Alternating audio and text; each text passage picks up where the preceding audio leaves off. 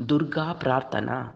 एतावन्तं समयं सर्वपद्मयोऽपि रक्षणं कृत्वा ग्रामस्य परमिदानीं ताटस्थ्यं केन वहसि दुर्गाम्बा अपराधा बहुशः खलु पुत्राणां प्रतिपदं भवत्येव को वा सहते लोके सर्वांस्तान्मातरं विहायैकां मा भज दुर्गे ताटस्थ्यं पुत्रकेषु दीनेषु के वा गृह्णन्ति सुतान् मात्रा व्यक्तान् वदाम्बिके लोके इतः परं वा जगदम्ब जातु ग्रामस्य रोगप्रमुखावत्तोऽस्य न स्युस्तया कुर्वचलां कृपामित्यप्यतनां मे सफलीकुरुष्व पापहीनजनता वनदक्षाः सन्ति निर्जरवरा न कियन्तः पापपूर्णजनरक्षणदक्षास्त्वां विना भुवि परां न विलोके।